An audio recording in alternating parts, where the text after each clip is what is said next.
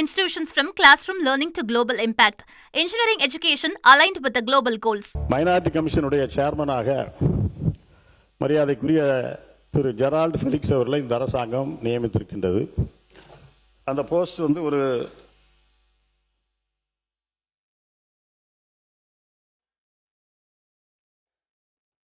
ஒரு ஸ்டாட்யூட்டரி போஸ்டாக இன்றைக்கு மதிக்கப்படுகின்றது.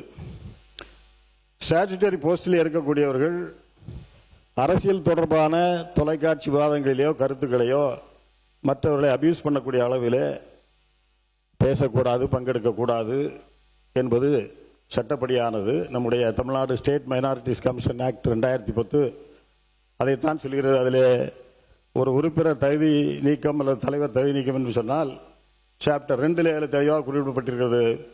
In the opinion of the government has no abused the position of chairperson or member as the case may be, as to render that person's continuance in the office determinate to the public interest.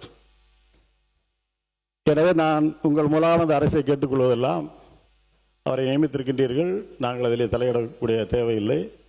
இருந்தாலும் இது போன்ற அரசியல் விவாதங்களிலே அவர் பங்கு கொள்வதை இந்த சட்டப்படி தடுக்க வேண்டும் அல்லது அது தொடர வேண்டும் என்று நீங்கள் விரும்பினால் அவரை இந்த பதவியிலிருந்து நீக்க வேண்டும் என்று உங்கள் மூலமாக இந்த அரசை நான் கேட்டுக்கொள்ள கடமைப்பட்டிருக்கிறேன். சட்டத்துறை அமைச்சர் அவர்கள். மாண்புமிகு பேரவைத் தலைவர் அவர்களே, அவரவர் தொலைக்காட்சி விவாதங்கள் பங்கெடுப்பது அவருடைய தனிப்பட்ட விருப்பம். அதில் ஏதாவது சட்டப்பூர்வமாக ஏதாவது தவறு இருந்தால் அது குறித்து விவாதிக்கலாம். ஏற்கனவே திண்டுக்கல் லியோனி அவர்களே அவர்கள் பாடநூல் கழகத்தை நியமிச்சார். அவருடைய தினம் வேலையை பாத்தீங்கன்னா எதிர்கட்சியினர் எதிர்கட்சியினர் விமர்சிப்பது மட்டும்தான்.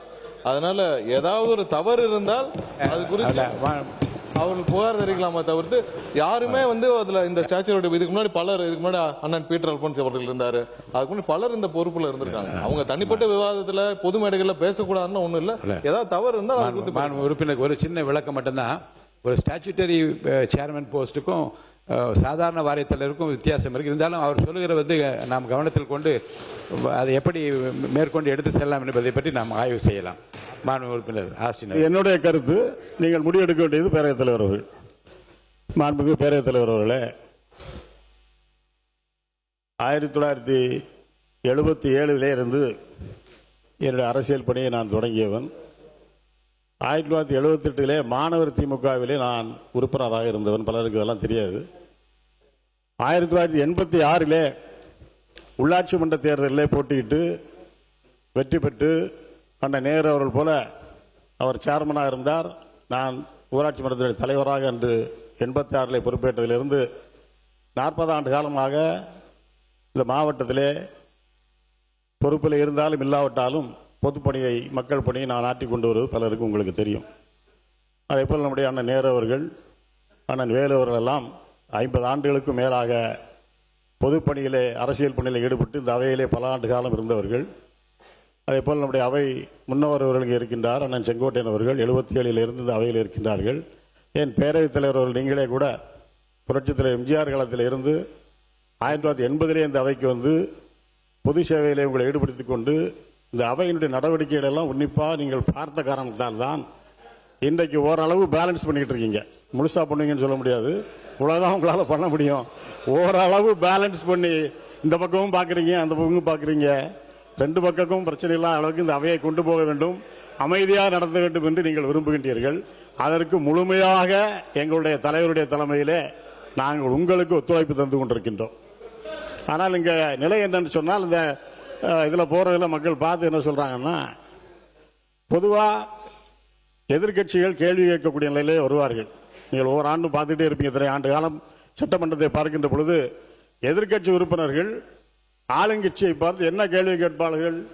மக்களுக்கு தேவையானதை, மக்கள் என்ன கேட்க வேண்டும் என்று விரும்புகின்றார்களோ, மக்கள் என்ன பிரச்சனையில் இருக்கின்றார்களோ அந்த பிரச்சனை கேள்வியாக ஆளுங்கட்சியிடத்திலே கேட்பார்கள்.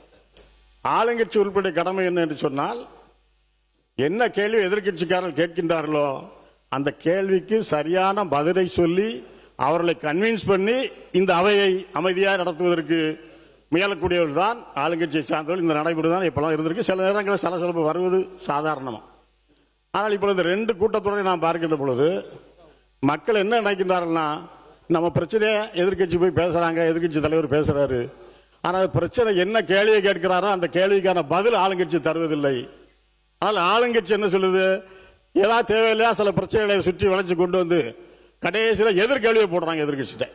அந்த எதிர்கேள்வியை போடுகின்ற பொழுது சில வார்த்தைகளை எதிர்க்கட்சியில் உறுப்பினர்களுடைய உறுப்பினர்களை அவருடைய உணர்வுகளை தூண்டக்கூடிய வகையிலே, ப்ரொவோக் பண்ணக்கூடிய வகையிலே சில வார்த்தைகளை போடுகின்ற காரணத்தால் உங்களை அவர்கள் தர்ம சங்கடத்திற்குள்ளாக்குகிறார்கள் என்பதுதான் என்னுடைய பதில். அவை முன்னவர், நான் அதை பற்றி விளக்கமா அவர் பேசி முடிக்கிட்டோம்.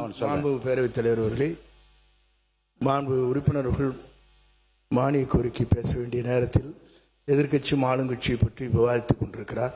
அதை தவிர்த்து நீங்கள் மானிய கோரிக்கையில் உரையாற்றினா நன்றாக இருக்கு. எங்களுக்கு தெரியும் பதில் சொல்றதுக்கு, அது வேண்டாம், நாங்கள் பார்க்குறோம்.